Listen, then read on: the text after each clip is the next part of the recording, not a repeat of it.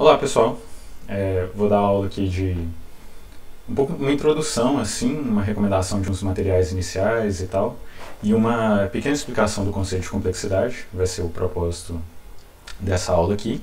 A ideia dela não é tipo motivacional, já teve a outra aula motivacional lá, então meio que é para guiar assim, vocês no começo dos estudos e introduzir esse conceito de complexidade, que vai ser muito importante para a gente poder seguir vendo os temas e tal, é uma parte muito grande de programação competitiva. Então vamos lá. Primeiramente, perdão pelo vacilo, assim, tipo, a intenção é boa, eu tô me esforçando para fazer um material legal e tal, mas eu não tenho muita experiência em ensinar e, tipo, muito menos sou um profissional em programação competitiva. Então, assim, erro é inevitável. Tipo, vai ter coisa errada nos slides, vai ter, sei lá, vai ter erro. Então, assim, eu conto com o feedback de vocês, tanto dos alunos quanto das pessoas mais experientes e tal, para poder dizer, tipo, tem um erro no slide, algum exercício com dificuldade errada na lista, assim, para não desmotivar a galera. Qualquer erro ou sugestão, assim, eu ficaria feliz de ouvir, que aí, assim, a gente consegue fazer um curso melhor da próxima vez. Também para quem estiver fazendo o curso, tipo, realmente aprendendo programação competitiva com isso, gostaria de feedback, assim, do ritmo, se estão achando muito leve, muito pesado, se achou que um tema não fez sentido, a ordem, assim, e tal. E se as explicações foram legais também, assim, porque a gente acaba perdendo um pouco a noção do tipo, do quão difícil, quanto tempo precisa para aprender as coisas, assim, então seria legal um feedback nesse sentido. E também ajudem os colegas aí para criar um ambiente legal, porque acho que é importante. E só uma nota aqui sobre os slides, eles vão ser um pouco mais verbosos, então vai ter um pouco mais de coisa escrita, porque a ideia é que ele possa servir de material de consulta depois, assim. Então, sei lá, não é um livro-texto, mas espero que dê para usar o slide para alguma coisa depois. Ok. Então, sobre as aulas, qual que é a ideia? A ideia é cobrir um tema novo a cada 1 ou 2 semanas. Infelizmente, eu acho que eu não vou conseguir manter esse ritmo por muito tempo, por um motivo simples, que é eu demoro tipo umas 3 semanas para fazer uma aula, e eu consumo ela em uma semana. Então, assim, rapidinho o estoque de aula vai acabar, e então a gente vai chegar no gargalo aí, vai demorar um pouco mais até a aula. Mas a ideia é mais ou menos essa. Entre as semanas, vocês vão ter um conjunto de exercícios para fazer. A lista, a gente montou ela, tem alguns temas que ainda tem uns buracos, mas os temas que vocês já estão fazendo, que vocês deveriam fazer, já estão prontos, ela está muito show, então acho que é o que vocês deveriam fazer. Sobre essas listas, os exercícios estão divididos entre temas, mas para cada tema a gente dividiu em 3 níveis, 1, 2 e 3 de dificuldade. Não é esperado que vocês façam todos os exercícios, até porque, tipo, de algumas matérias a ideia é que, sei lá, um exercício difícil, tipo, talvez vai precisar de uns outros temas, uma maturidade maior e tal. Mas eu acho que a regra geral, assim, vocês verem, pô, tá ok para eu continuar no curso, eu acho que seria o ideal fazer os fáceis e os médios. Alguns dos médios. Assim, apesar dos temas serem razoavelmente independentes, então, assim, não entender um tema ou faltar numa aula não te impede de você continuar o curso. A capacidade de implementação ganha em a lógica e tal, meio que extrapola para outros temas. Então, acho que o ideal é que vocês façam bem de todos os temas, assim vocês vão melhorar globalmente e vai fazer o resto mais fácil. Então, acho que a dica aí, tentar fazer todos os fáceis e metade dos médios, pelo menos, seria bem show. Acho que vocês vão estar em boa forma. Ok. Outros avisos, infelizmente, para esse curso aqui eu preciso assumir que vocês saibam a matéria dada em PDS-1. Não necessariamente vocês têm que ter feito a matéria de PDS-1, mas o que eu estou assumindo aqui é tipo função, recursão, loop e um pouco de C. Tipo, a linguagem dá para vocês, quem já sabe programar consegue pegar assim, mas sei lá, C ou C++ seria legal, mas eu vou falar mais disso depois. É ruim, assim, eu ter que assumir isso, porque eu sei que tem uns... Tipo, assim, isso é meio que o básico de programação, sabe? Tipo, PDS-1 não é muita coisa. Mas, infelizmente, por causa dessa questão da quarentena e tal, os calouros não tiveram como ter PDS-1 ainda, assim, então é meio ruim, mas eu não tenho didática, assim, pra ensinar esse básico de programação e tal. Eu acho que é um pouco fora do escopo de programação competitiva. Então, infelizmente, eu vou ter que assumir isso.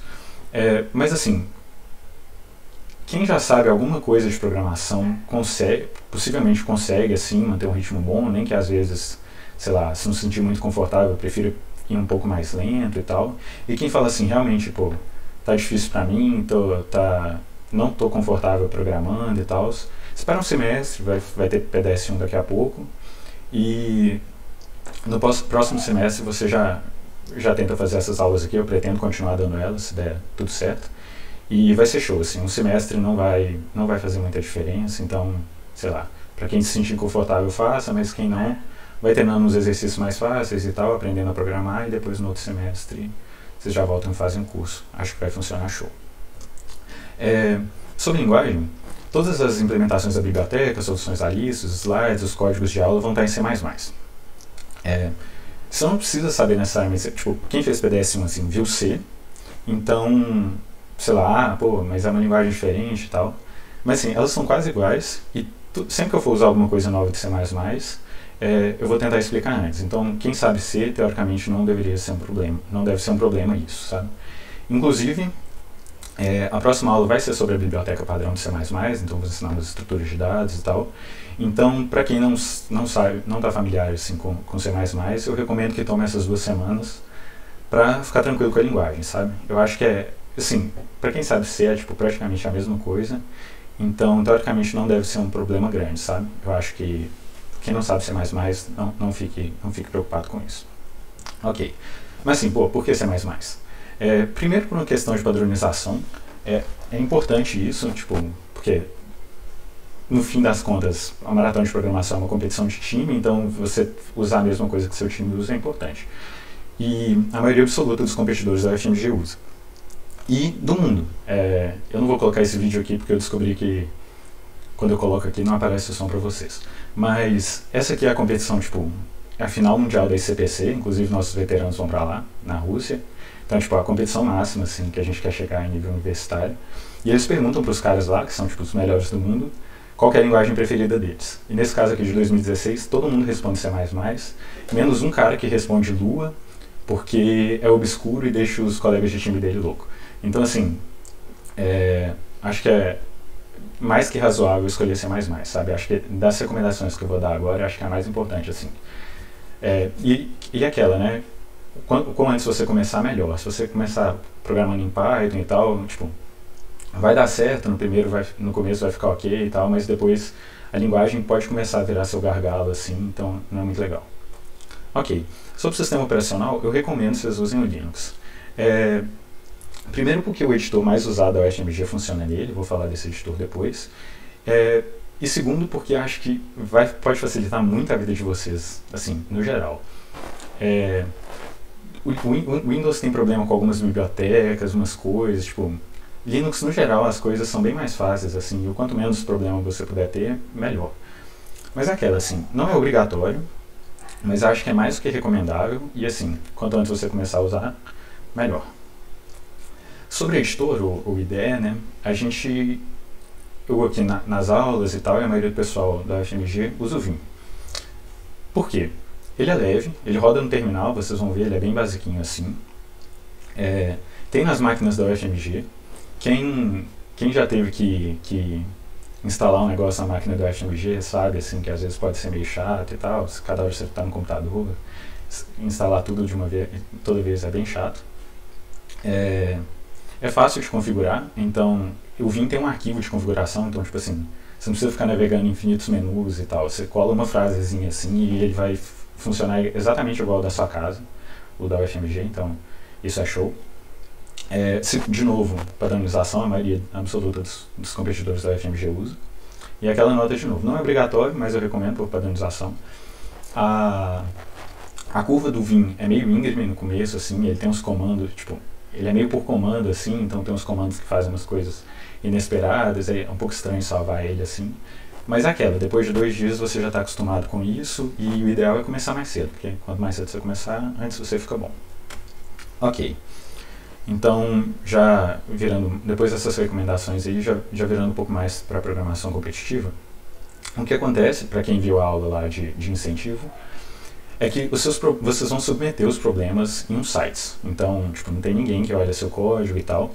Você basicamente submete o problema, ele roda seu código e compara o resultado com o resultado certo dele. E esses sites se chamam Online Judges. Então, é bom que você use, tipo, bons online judges, assim, eles são meio que bancos de questões também, alguns hosteiam competição e tal. Então eu vou dar uma recomendação de alguns aqui, que eu acho que é um lugar legal para buscar questão e tal. E também a gente está tentando na lista colocar bons online judges, sabe? Porque, sei lá, tem alguns que vão dar uns problemas que são chatos de resolver e tal, e não é o tipo de coisa que a gente quer pensar no algoritmo. Então a gente está priorizando isso. Tá. Primeiro tem o Codeforces, que é um site russo, mas tem tudo em inglês, que ele é, tipo, de longe o favorito, assim, da UFMG e provavelmente do Brasil também. É muito show. Ele tem umas competições semanais que duram 2 horas, individual. Rola umas 3 vezes por semana, assim. Tem muita questão. Tipo, o site funciona show, não dá muito problema, assim. Umas coisas... É muito legal, eu recomendo ele. O Etcoder é tipo o Codeforces do Japão. Tipo, a gente não usa tanto ele, mas ele é muito bom também. Também tem competição e tal, a hora que você precisar ele tá lá. O Cates, eu não sei se ele tem competição dele, mas ele... Cates, não sei. Ele funciona show todas as vezes que eu precisei usar ele, então acho que é legal. O Uri é brasileiro, isso acho que é a vantagem maior dele, assim, ele tem as coisas em português e tal, o que esses outros não têm.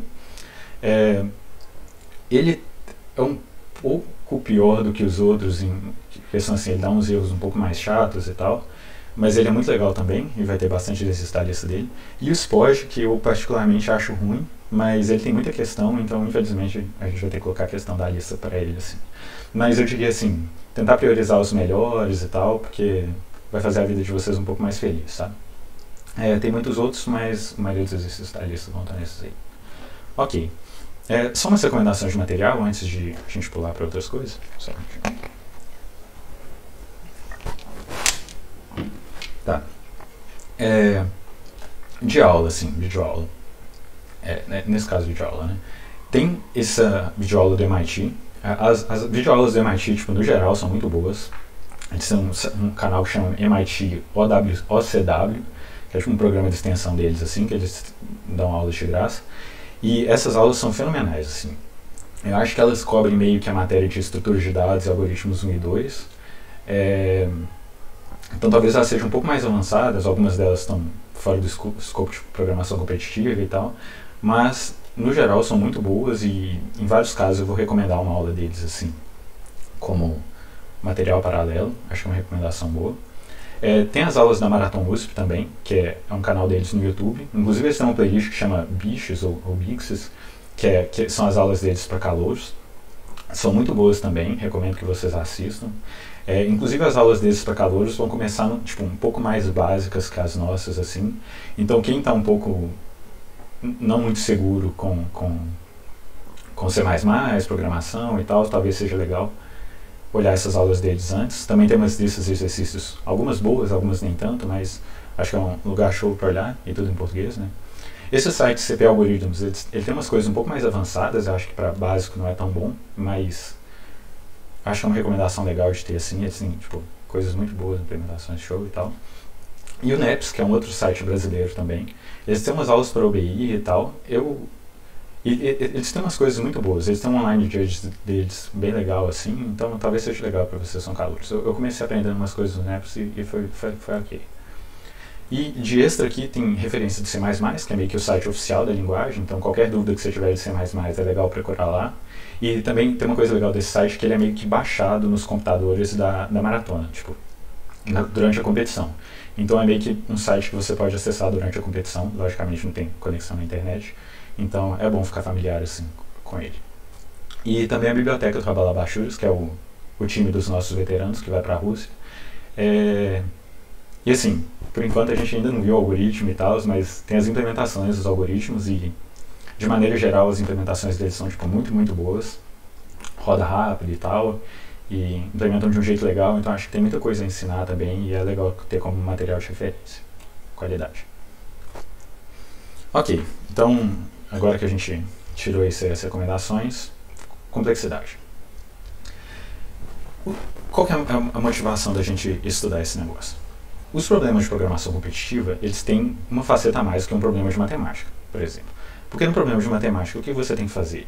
Você tem que dar uma resposta certa e você tem que provar que sua resposta está certa. Então vai ter um jurado humano lá que vai olhar se sua explicação condiz com a sua resposta e se a resposta está certa. No caso de programação competitiva, não tem ninguém olhando seu código. Então assim, se seu código der a resposta certa por sorte, ainda assim você passa a questão, sabe? Não costuma acontecer, por sorte, mas você passa a questão. Então não tem ninguém conferindo isso. Mas ele tem apesar de ter esse lado a menos, tem uma questão a mais, que é o tempo. Por quê? Em muitos casos, você criar um algoritmo que dá a resposta certa é fácil, sabe? Porque muitas vezes você tem a opção de simplesmente testar tudo. Então você cria um código lá simples, relativamente, testa tudo. E pronto, você vai ter a resposta certa, você testou todas. Mas um problema que isso traz é que, tipo assim, às vezes seu código dá a resposta certa, mas ele demora, tipo, a idade do universo e mais um pouco para dar, sabe? Então, tipo, não é suficiente. Você tem um código que demora a idade do universo, é a mesma coisa de não ter nada. Então, assim, os nossos códigos, além de dar a solução correta, eles têm que demorar um tempo ali do problema. Costuma ser, sei lá, 1 segundo, 2 segundos, a gente vai falar disso um pouco mais pra frente. Então, assim, demorar é a mesma coisa de errar. Então, dessa necessidade de estimar o tempo que um código roda, a gente tem a motivação de complexidade. Mas para ser útil, nosso conceito vai ter que ter algumas coisas. Porque, tipo assim, agora, tá, a gente tem que criar um código que dá a resposta certa, isso é uma questão, mas ele também tem que demorar pouco para rodar. Então, como é que eu sei o tanto que meu código vai demorar? Eu posso programar ele e testar, né? Só que isso tem um problema grande, que, tipo assim, às vezes demora 2 horas para você fazer o código, sabe?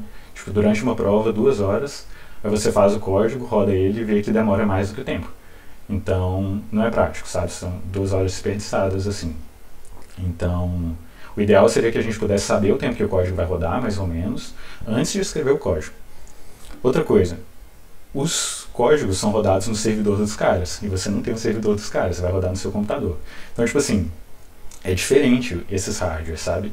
Então, o ideal seria que ele também não dependesse do hardware, né? Medir o tempo, então não parece ser uma alternativa muito boa. E ele também deve cobrir o pior caso, porque o pior caso sempre vai estar nos testes. A gente vai ser pessimista, eu vou explicar isso um pouco mais pra frente, assim, mas meio que a gente vai ser sempre pessimista. Tá, só uma nota aqui, por brevidade a gente não vai ser muito rígido com as nossas análises de complexidade. A análise de complexidade vai ser quando a gente pega um algoritmo e tenta estimar a complexidade dele, assim. Ok? A gente não vai ser rígido demais.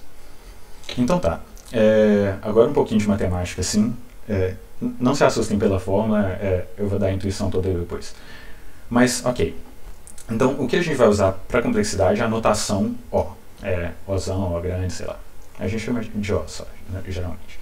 Então, o que a gente vai falar? A gente vai falar que f de x pertence a O de g de x, se somente se existem duas constantes c e n, tal que g de x seja maior que f de x a partir de um n. Então, meio que a ideia é assim, a gente vai ignorar a constante e uma função vai dominar a outra. Então, é meio que assim, f de x pertence a O de g de x, se g de x é tipo um teto para f de x, entende? Vai ser mais ou menos essa ideia que a gente vai ter. G de x vai ser um teto. Então, só umas propriedades aqui antes de dar a intuição da coisa. Se f de x pertence a O de g de x, então kf de x... Ah, pera, desculpa. Eu recebi um barulho aqui. Ok. Tá. Ok, então se f de x pertence, k vezes f de x pertence, ou seja, as constantes vão ser ignoradas. Por que isso? Porque, tipo assim, a gente vai trabalhar com números, tipo, muito grandes. Então, sei lá, 10 a oitava, 10 a sétima, tudo mais. E, tipo assim, 2 vezes 10 a sétima e, tipo, 10 a sétima não vai ser uma coisa tão diferente, sabe? Sei lá, costuma ser até pior do que isso, assim. Então, o ponto que acontece é que, geralmente, se o seu código demora 2 vezes a mais para rodar, não vai ser isso que vai fazer ele dar TL ou não, sabe? Tipo, é importante, vai ter problema que a gente tem que olhar constante, mas em particular no começo não vai ser essa a coisa principal que a gente vai estar olhando. Então, por isso que a nossa notação ela meio que ignora constantes, sabe? Porque, assim, se o seu código demora a idade do universo para rodar, se ele demorar metade da idade do universo, não vai ajudar muita coisa. Ok, segundo, no caso, quando você soma duas funções, meio que a gente vai pegar o máximo das duas. Porque, tipo, quando você realiza um trabalho muito grande, você realiza um trabalho muito pequeno, meio que o gargalo está no trabalho grande, entendeu? Meio que você pode ignorar o pequeno em proporção. Porque, que nem eu falei, a gente vai estar trabalhando com números muito grandes. Então, tipo assim, se a gente está trabalhando com 1 trilhão e 1000, meio que o 1000 fica tão pequeno em comparação assim que a gente pode meio que esquecer ele, assim. Ok? E também, agora, no caso da multiplicação, a multiplicação realmente faz a diferença, assim. Então, se a gente está fazendo o mesmo trabalho várias vezes, multiplicado, vai ser diferente. Só questão matemática, não se atenha muito, agora, intuição. Ok, então, o que eu falei, f de x vai pertencer a g de x se a partir de algum ponto a função g domina a função f. Então, aqui, como eu falei as constantes c e n, basicamente, g está funcionando, tipo, aqui no começo tanto faz, porque não importa o que acontece em números menores, a gente quer saber de números grandes. Então, a partir de um momento, uma função domina completamente a outra. Então, a gente vai considerar essa função teto aqui. Então, tranquilos com isso? Acho que é ruim o pessoal responder, né? Melhor fazer pergunta. Ok, então é isso. Então, agora vamos lá para uns exemplos matemáticos disso. Então, aqui um polinômio. Então, 3n ao cubo vezes 20, mais 20n mais 15. Isso vai ser O de quê? Exatamente assim. Quem que manda nessa coisa? Tipo, quem importa? O que importa é o n ao cubo. Tipo, os outros, o 15 e o 20n ficam pequenos em comparação. No começo eles até importam, mas depois o n ao cubo que ganha a coisa. Só para vocês verem aqui, tipo, como é que não é um chute, sabe? Se a gente fizesse o c igual a 5 e o n igual a 20, meio que dá pra gente fazer essa aqui, 5 vezes n ao cubo, daria para escrever como 3n ao cubo, mais n ao cubo, mais n ao cubo. Ok? Então meio que, tipo, tá no mesmo formato dessa equação aqui, tá vendo? E se o n começasse de 20, dá pra ver agora claramente que, tipo, esse termo aqui fica a mesma coisa desse, esse aqui fica maior do que esse aqui fica maior do que esse, então esse aqui já é maior, e a partir daí ele é sempre maior, sabe? Então, tipo, tem umas continhas assim e tal, meio que a gente acaba não fazendo essas continhas na prática, porque a gente pega uma intuição de quem ganha de quem, mas tem como provar essas coisas assim. Então, a partir daí, o n ao cubo vai ser sempre maior. No caso aqui, uma exponencial e uma cúbico, a exponencial cresce mais rápido. Você pode fazer essa coisa também, então, tipo, se a gente tentar criar a exponencial da maneira que essas duas ficam iguais aqui, então, isso aqui vai ser a mesma coisa que isso aqui, a partir de 10, 2an fica maior que n ao cubo e daí para sempre ganha. Então, mais ou menos essa intuição que a gente vai ter. Ok? Agora, olha só, esqueci esse negocinho. Ok. Pera.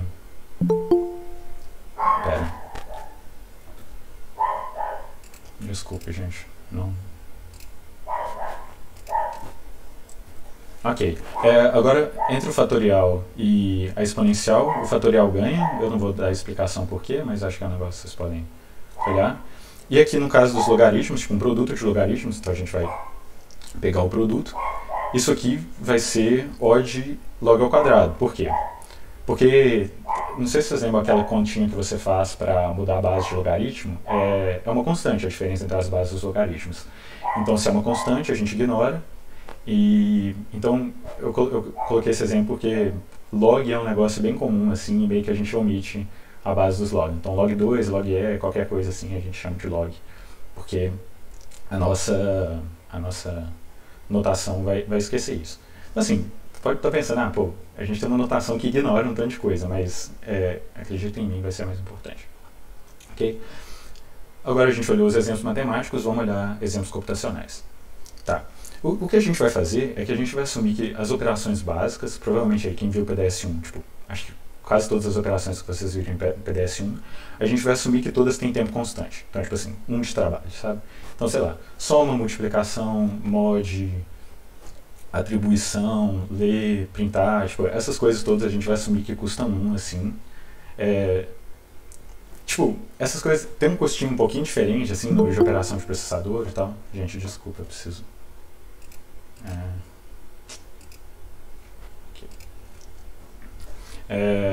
de processador e tal, mas, tipo, dá pra assumir isso tranquilamente. Então aqui, se a gente está fazendo, a gente começa do 0 e vai até o n, então a gente faz n repetições aqui, e em cada vez a gente faz um negócio que tem custo constante, que é ler a posição.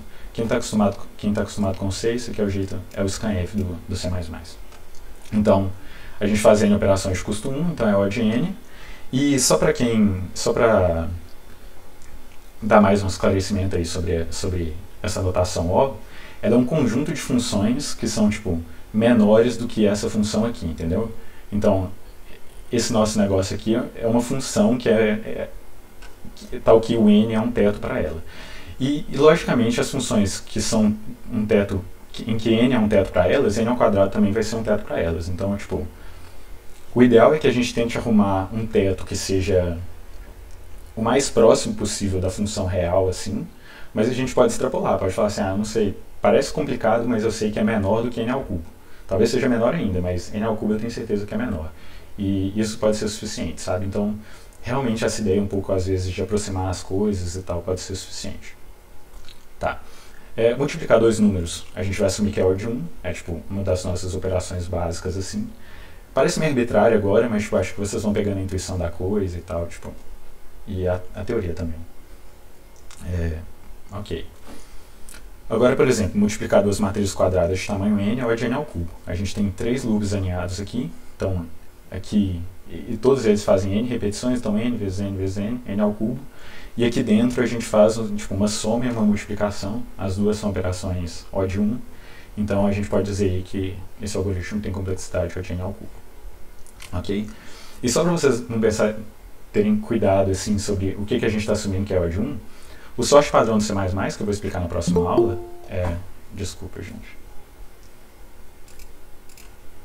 Que troll da próxima, vou colocar o link. Tá. O sorte padrão do C++, apesar de ser tipo, só uma linha de código, ele é O de n log n. Eu não vou explicar por que é desse jeito, se é a coisa mais pra frente, mas... Então, assim, é importante vocês terem um conhecimento da linguagem e tal, para entender as coisas que ela está fazendo, porque ela pode estar fazendo coisas muito caras sem você saber. Ok, então a gente tem agora essa notação, que parece meio complicada, um pouco inútil assim, e pessimista, mas como que a gente estima se o código passa no tempo ou não? Como que a gente vai fazer isso para a programação competitiva? Vai ser, a gente vai ter um númerozinho em mente.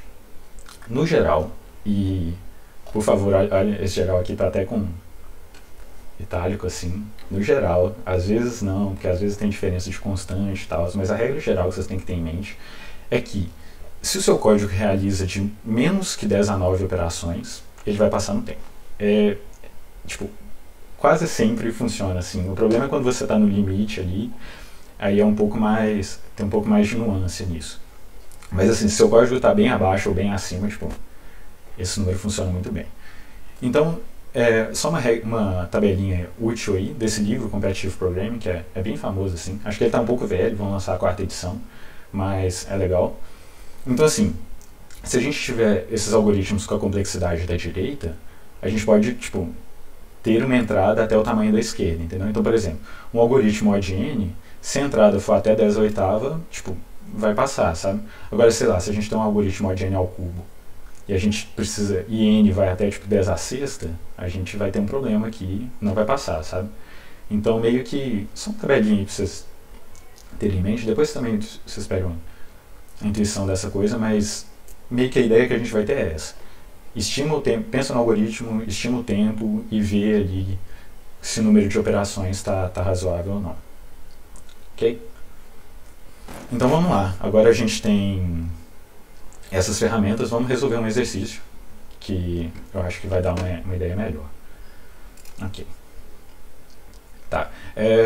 O exercício é esse aqui do URI, acho que é melhor eu colocar meu negócio aqui.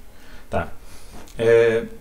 Ele te dá um inteiro n de casos teste, então aqui 3, ele dá 3 linhas depois, e n fica entre 1 e 200, e em cada caso teste ele vai te dar um inteiro x, que vai até 2 a 31, que é mais ou menos 2, 10 a 9. E o que você tem que fazer é printar prime se o número é primo e not prime se ele não é primo. A ideia do exercício é simples, né? Então ele vai te dar até 200 números, que são números grandes, e fala, é primo ou não é primo? Ok. Então, qual que é a ideia que a gente tem inicialmente, assim? Acho que é a abordagem que vem para todo mundo. Eu não estou perguntando as coisas porque eu acho que é meio ruim perguntar, assim. É ruim pro pessoal ter que desmutar e tal. Então, vou assumir que vocês estão pensando nisso. Então, acho que a ideia inicial é a abordagem ingênua. O que a gente vai fazer? A gente olha todos os números de 2 até x menos 1 e vê se o número divide x ou não. Se tem algum número que é entre 2 e x menos 1 que divide x, x não é primo. Se não tem nenhum, x é primo. Tá todo mundo tranquilo com isso? Tipo, ok, vou assumir que sim também. Ok, então esse algoritmo funciona, a gente está testando todo mundo, então tipo, não tem como dar errado. Mas qual que é a complexidade dele? Então, acho que vamos pensar um pouquinho nisso aí. Tá. Para cada número, a gente pode fazer até x operações. E a gente vai fazer isso n vezes, né? Porque são n casos teste. Então, a gente vai ter um algoritmo que é n vezes, O de n vezes x. Então, ok com isso? Eu gostaria de uma resposta. Pessoal? Tranquilíssimo. Tranquilo? Ok. Então a gente tem um algoritmo que é n vezes x. Então assim, o ponto que a gente criou essa notação é para ser pessimista. Por que a gente vai ser pessimista? Porque o pior caso sempre vai estar nos testes, entendeu? Mas eu penso assim, mas se eu der sorte, assim, o meu código é muito rápido. Mas você não pode assumir que você vai ter sorte. Porque esses códigos, tipo, os casos testes, eles não são aleatórios, sabe? Eles são feitos para fazer seu código falhar. Então, você pode assumir que você não vai ser uma pessoa sortuda e tenta ser o mais pessimista possível. Tipo, tenta pensar, nossa, qual que é o pior dos piores casos para o meu código? Porque se o seu código der certo para o pior caso, então ele dá certo para todos. Agora, se ele não dá certo para o pior, provavelmente não vai passar. Então, assim, no pior caso, a gente teria o maior n e x possível, que seria o n igual a 200, pela especificação do problema, né? N vai até 200. E o x igual a 2 10 a 9. É um pouco mais do que isso, mas 2 10 a 9 é suficiente. Então, nesse caso, como o nosso algoritmo é O de n vezes n, a gente vai ter que fazer 200 vezes 2 10 a 9, que vai ser 4 10 a 11 operações. O que certamente estoura o limite de tempo, que é tipo assim, é 400 vezes mais lento do que a gente precisava, sabe? E é esse tipo de coisa que eu falo, assim, a gente ignora as coisas pequenas, parece um absurdo no começo, um código 2 vezes mais rápido, 2 vezes mais rápido. Mas, tipo, a gente está falando de números grandes, sabe? Então, sei lá, esse código aqui é 400 vezes mais lento do que ele deveria ser, pelo menos. Então, nem compensa a gente codar isso, né? Porque vai estourar o tempo, a gente já sabe. Então, vamos lá. O que a gente pode pensar para otimizar esse código? Acho que eu gostaria da participação de vocês, assim. Alguém tem uma ideia para melhorar esse código?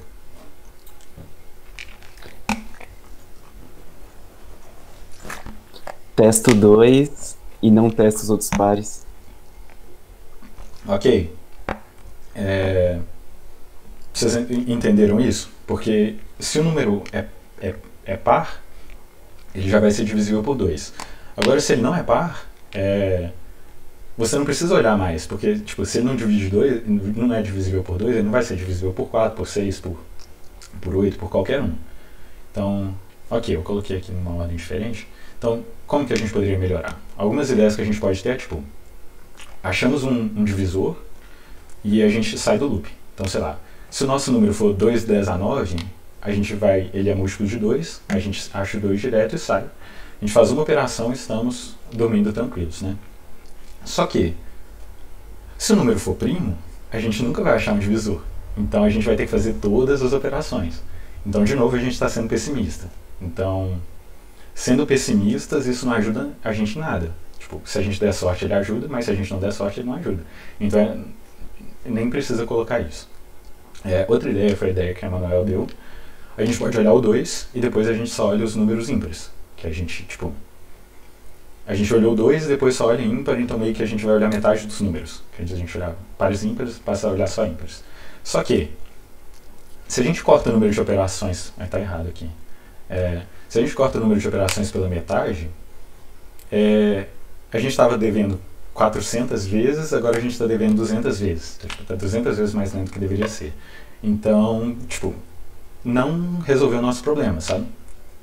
Então, estão vendo o que eu quero dizer, assim, que essas otimizações menores não fazem tanta diferença às vezes, sabe?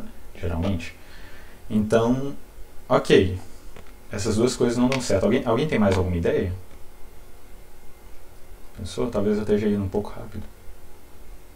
Vocês pegaram bem o problema? Não fiquem tímidos. Nos comentários, o Rafael deu a ideia de testar até a raiz. Quer dizer, o Daniel deu a ideia. Daniel deu a ideia de testar até a raiz? Show. Ok, então vamos chegar na ideia do Daniel. Ok, então assim, pequenas otimizações não ajudam muito, então a gente vai tentar que, provavelmente vai ter que usar alguma coisa diferente, assim, uma ideia diferente. E, vamos lá. Agora sim, é um pouco fora do escopo da aula, é mais uma questão do problema mesmo, mas eu acho legal, assim, é um problema legal e acho que tem uma observação legal, assim. Então, a gente olhou, olha, testar tudo não está dando certo, fazer pequenas otimizações, assim, olhar múltiplos de 2, olhar até metade, essas coisas não vão salvar a nossa pele, então a gente vai ter que fazer algo maior. Para poder ver isso, a gente pode olhar para os divisores de 36, e para ver o que eu estou querendo dizer, assim, que é justamente a ideia do Daniel. O que acontece? Os divisores, eles não vêm sozinhos, eles vêm meio que em pares. Então, tipo assim, 1 vezes o 36 é 36, o 2 vezes o 18 é 36, o 4 vezes o 9 é 36, o 6 vezes 6 é 36. Então, assim, quando você tem os dois divisores de um número, meio que esses, que o produto deles dá um número, você vai ter um pequeno e um grande, né? Menos no caso da raiz, assim. E o que acontece é que cada um deles está de um lado diferente da raiz. Vocês podem provar isso, eu acho que é meio intuitivo assim, mas tipo, então se você tem um número pequeno, você precisa de um número grande para compensar. Então se você tem um número grande, você precisa de um número pequeno para compensar. Então o que a gente ganha com isso? Sei lá, a sacada da questão assim. Esse é um negócio conhecido, viu, gente? Não se, tipo, se não deu para pensar nisso assim, não se culpe, esse é um negócio famoso, a gente vai aprender essas coisas aos poucos. Então assim, ao invés de olhar todo mundo, a gente pode parar na raiz, porque se não tem ninguém, se a gente achou antes da raiz, show, ele já não é primo. Agora, se a gente não achou antes da raiz, a gente não vai achar depois também, porque se a gente tivesse alguém depois, teria que ter alguém antes, entendeu? Então, ao invés de olhar todo mundo, a gente pode olhar até a raiz do número. Ok? Então, show. Agora, a gente, em vez de olhar todo mundo, a gente vai olhar até a raiz. Então, qual que é a complexidade disso? Para cada elemento de x, a gente vai fazer até x operações. Que no caso dele for primo, assim, a gente vai olhar tudo. E a gente vai fazer isso n vezes, né? Que é cada um dos nossos casos teste. Então, a nossa complexidade, n raiz de x.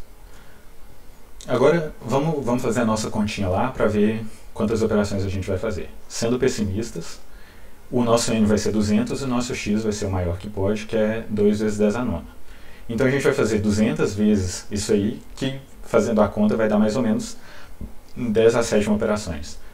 Então, com essa otimização que a gente fez, agora a gente está com um código que é 100 vezes mais rápido do que precisava ser, tipo, mais ou menos assim. E agora sim a gente está numa boa forma e vai dar pra... Com certeza vai passar no tempo, tipo, tá bem longe do limite assim e tal. Com certeza vai passar no tempo. Então, o que eu vou fazer aqui é programar isso com vocês.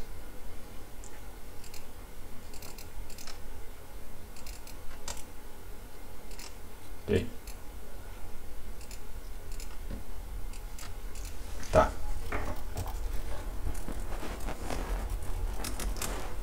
Tá. Primeiramente aqui, eu estou dando esse include nessa biblioteca estranha aqui, em vez da biblioteca padrão. Isso vai ser explicado na próxima aula de C++, o porquê que a gente usa essa biblioteca aqui. Ok? Mas vamos lá. Então primeiro ele está explicando aqui, ó, a primeira linha do input tem um inteiro n, então a gente cria um n, pega o n, e então vai ser o número de casos teste, então a gente faz um loop que roda aí. Bernardo, você Oi? pode ampliar a tela um pouquinho? Ah, tá pequeno? Aumentar um pouco. Ok. É Ctrl mais ou Ctrl Shift mais? Ok, tá bom agora? Tá bom? Tá sim, tá sim. Ok. Então a gente a gente cria a nossa variável n aqui, vão ser n casos teste, então a gente cria um loopzinho aqui que roda n vezes. Tá bom. Ele vai dar um número x aqui, que vai até 2 a 31. 2 a 31 é bem próximo, é tipo o limite do inteiro, então por precaução a gente vai fazer ele com long long, que tem o dobro do número de bits do inteiro, só para não dar overflow, sabe? Só por garantia. Então, long long x, e a gente pega o nosso x. Tá. A gente quer verificar se ele é primo ou não, então a abordagem que a gente vai ter é todo número é primo, até que se prova o contrário. Então, a gente fala que ele é primo. Ok. Agora vamos lá. Vamos testar todos os números até a raiz dele, né? Todos os j. Começando do 2, né? Porque o 1 é lógico que vai dividir ele, não tem problema. E aqui a gente faria isso aqui, né? A gente testaria até a raiz dele. Só que uma dica importante assim, que também é um pouco fora dele, não tem a ver com complexidade e tal, mas é que sempre que você puder operar com inteiro, é melhor. Double é problema. E tipo assim, raiz, logicamente, nem toda raiz é inteira, a gente teria que operar com double. Double é problema, double é mais caro, double dá erro de precisão, double é complicado. Então assim, sempre que a gente puder usar alguma técnicazinha para não usar double, vai ser legal. E aqui tem uma bem simples assim, que é tranquilo. A gente tem uma inequação, né? Isso aqui é maior ou igual que isso aqui. O que a gente pode fazer é que a gente pode levar os dois lados ao quadrado e a gente vai manter a inequação. Então, ao invés de j, a gente vai colocar j vezes j e a gente vai tirar essa raiz aqui. A gente levou isso aqui ao quadrado. Então, com um negócio bem simples, que nem esse, agora a gente só está operando com números inteiros, sabe? A gente saiu da terra do double, de volta para a terra dos inteiros, e onde tudo é mais legal. Então, é uma dica legal aí para vocês. Porque esse é um negócio importante, viu? Tipo, às vezes a sua questão tá dando errado e você não sabe, é tipo erro de precisão de double. E essas coisas não acontecem com o inteiro. Ok. Então a gente tem isso. Agora a gente está testando todos os números e a gente vai ver se ele é um divisor ou não. Eu não sei se vocês estão familiarizados com o operador mod. Esse operador aqui é o resto, ok? Para quem não está familiarizado assim, ele é um operador muito importante. Tão importante quanto, sei lá, multiplicação e tal. Então aqui, se o resto de x por j é igual a zero, então assim, se a divisão entre os dois, tipo, se não sobra resto da divisão entre os dois, significa que j é um divisor de x. Então x deixa de ser primo. Então primo é igual a falso. A gente nem precisa quebrar do loop aí, porque a gente já fez a conta que testando tudo sempre vai dar certo, né? No pior caso a gente teria que andar pelo loop todo mesmo. Então aqui, se o número é primo, a gente printa primo, que nem está na saída. Isso. É prime, Bernardo. É prime? Ok. Obrigado. Se não, not prime.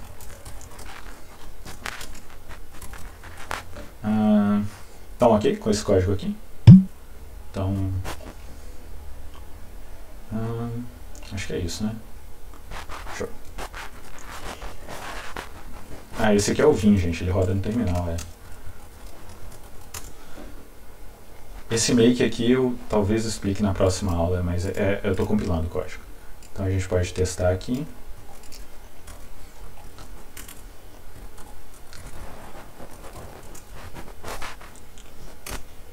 Ok, prime, not prime, prime. Not prime, not prime, not prime. Ok. A saída aqui tá meio feia, assim, quando a gente usa uns outros negócios ela não fica feia, assim. Mas ok. Então, parece que está tudo certo, né? Vamos submeter.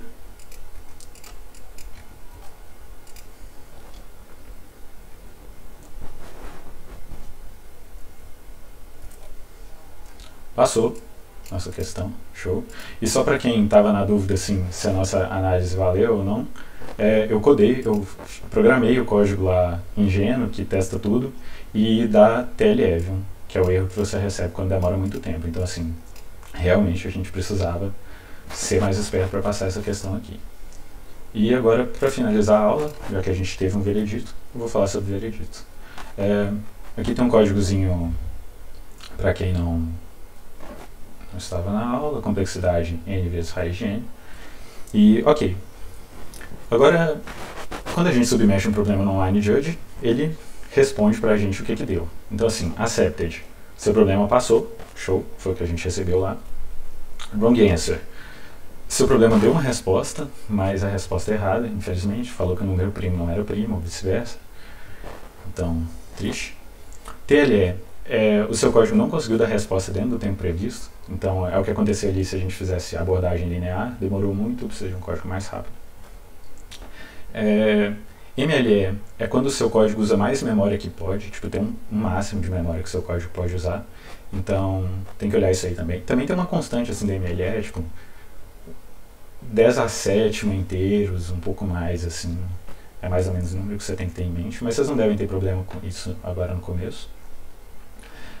Runtime error é algum erro que durante a execução assim seu código deu problema. Então, tipo, é bem comum que seja por acesso indevido de memória. Então, tipo, sei lá, se acessou a posição -1 de um vetor, aí dá problema lá e dá isso.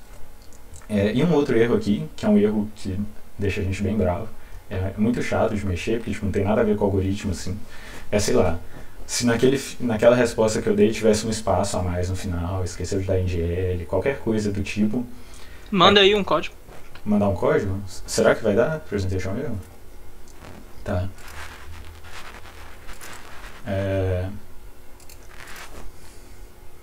Eu posso testar esse código aqui mesmo. Tá. Será que assim dá problema? Tá, isso. Testar. Aqui, ó. Exato. Presentation erro. É um erro chato, assim, que alguns problemas têm a saída zoada, mas nos online judges mais modernos e tal, não costuma ter isso, sabe? Mas é importante saber que existe. É quando a sua saída não tá do jeitinho que ele gostaria que tivesse. E é isso. Agora, os materiais aqui. Tem um papelzinho aqui do MIT falando sobre a anotação O. Também é um artigo da Wikipédia. Essa aula do Vim aqui, explicando o editor, ela é avançada, então acho que é legal vocês procurarem um tutorial mais simples assim, mas é legal. A nossa lista de exercícios, a aba básicos é aqui, é referente a essa aula, e as respostas. Então, é isso. É isso aí, gente. Essa é a aula. Alguém tem alguma dúvida? Acho que é o horário de falar aí. Silenciosos. Gente, se tiver uma dúvida sobre qualquer coisa, é hora de perguntar aí. É hora de perguntar, gente. Aí, perguntando aí, Bernardo. Oi? Tem perguntas? O Alan tá perguntando, o if é uma operação? O if é uma operação? O if conta como uma operação. Mas assim, tipo, no geral, tipo, depende do que você está fazendo dentro dele, sabe? Se é odd 1 ou não. Porque, que nem eu falei, essas coisas enganam. Então, assim, se você está comparando se um inteiro é igual ao outro, a gente vai considerar que é odd 1, assim, é uma operação bem básica. Agora, olhar se dois vetores são iguais, aí é uma operação cara, porque você tem que olhar elemento por elemento do vetor. Então pode até ter N elementos, assim, então a gente tem que tomar cuidado com essas coisas. Mas sim, tipo, na verificação por ela própria é odd 1. A gente vai assumir que é odd 1. Essas coisas de complexidade, elas, à medida que você vai se familiarizando e praticando, vai ficando bem mais intuitivo, assim, do que o que isso significa e por que isso faz sentido. Total. Tipo, acho que tem os dois lados, assim. Você fica melhor um pouco na teoria, assim, de analisar mesmo o que um algoritmo faz e tal, e também na intuição, assim, porque você não vai ser muito rígido com as coisas, porque que nem ao ponto que eu faço e refaço, tipo, no geral, coisa pequena não faz muita diferença, sabe? O que importa é coisa grande, então é isso que a gente tem que manter o olho. O Pense Diferente, eu não sei qual que é o nome das pessoas, falou o que acontece se o usuário digitar um naquele código. Aí abre o enunciado lá do código, Bernardo. Se o usuário digitar um? Se for o valor da entrada. Mas a questão é que, abre aí. Não tem. Nos problemas da maratona, ele vai ter essas condições do enunciado e você não precisa checar elas. Você pode sempre assumir que isso aí com certeza vai ser verdade. Não vai ter nenhum caso que o X vai ser 1, que o X vai ser negativo, que o X vai ser maior do que esse valor aí. Então você pode ficar tranquilo nesse sentido. Tipo, esse negócio aqui não é que nenhum usuário que pode colocar o que ele quiser, sabe? É meio que, é uma promessa que ele te faz. Tipo, a entrada vai ser desse jeito. Então, é legal, dá pra você assumir tudo assim, você pode receber direitinho, sem problema, sabe? A forma como funciona é que vão ter vários arquivos que já estão feitos, esses arquivos já existem e estão lá no site em algum lugar, que são as entradas, e todas as entradas satisfazem isso. E aí ele só vai rodar o seu programa para essas entradas e ver as saídas, se bate com as saídas corretas que eles também já têm lá salvas. Inclusive, então vai ter... tem como a gente simular isso aqui. Olha, eu criei um arquivo que tem a entrada que ele me mandou, e eu posso simplesmente rodar o meu programa. Fast Prime, eu acho, né? E colocar como entrada, ao invés de ser eu digitando, vai ser esse arquivo. Então, é exatamente o que o Online Judge faz, tá vendo? Que as respostas ficam iguaizinhas. Então, ele pega um arquivo e coloca dentro do seu código. Então, isso aqui é uma promessa, ele não vai fugir disso nunca, sabe? Mas se a pergunta era porque um não é definido se é primo ou não é primo, ele meio que cuidou disso aqui e falou que um não faz parte da jogada. Mais alguma dúvida, gente? Silenciosos. Não tô olhando.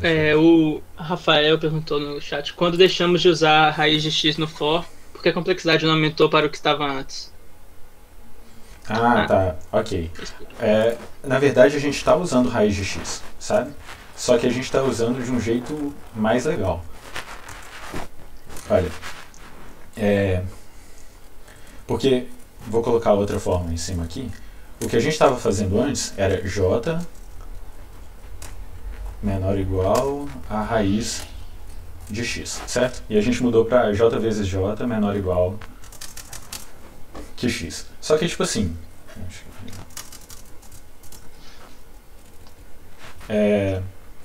o que a gente fez é que eu falei aqui, esse número aqui pode não ser inteiro, sabe? Então a gente teria que trabalhar com double. Funcionaria, mas assim, uma dica legal de coisas de maratona no geral é que double é problema, sabe? Quando você puder trabalhar com inteiro, é mais barato, é mais confiável, é mais legal. Porque, tipo, double, você tem que ver como é que o double funciona, assim, mas meio que tem uns erros de arredondamento e tal. Então o que a gente fez pra gente não trabalhar com double a gente usou um truquezinho que a gente levou ao quadrado aos dois lados, porque isso mantém na equação, ambos os números são positivos, então isso não vai ter problema com a nossa inequação. E agora, tipo, a raiz ao quadrado vai ser um número inteiro, então a gente vai estar show, ok? Então a gente levou ao quadrado os dois lados da inequação, e agora a gente tem a mesma coisa que antes, o código vai até a raiz quadrada, mas a gente só trabalha com inteiro, essa é a ideia. O maior j que vai satisfazer j vezes j menor ou igual a x é justamente a raiz quadrada de x. Uhum. Então, se x for 9, o j depois que o j passar de 3, vai ser falso, essa comparação. Porque, olha, se o j3 aqui vai ser 9, tá show. Agora 4 vai passar para 16 e já estoura 9. Então, vai fazer exatamente a função do de cima, só que com inteiros. Mas inclusive, o motivo importante de ter long aqui, viu? Porque a gente está multiplicando esses dois números aqui. Eu acho que tem chance de não dar overflow nesse código, mas, tipo, no geral é perigoso, sabe? Então, melhor colocar j como long. Acho que pode dar sim nesse caso. Acho que pode, né? Se a gente der azar, assim. Depende se tem um primo próximo de 2 a 31. Se tiver o chão, até. Mas sempre tem. É. Mas ok. Então, alguém tem mais alguma dúvida? Eu não tô vendo o chat. Acho que não. Se não tiver, então vou fechar a aula. Valeu, pessoal.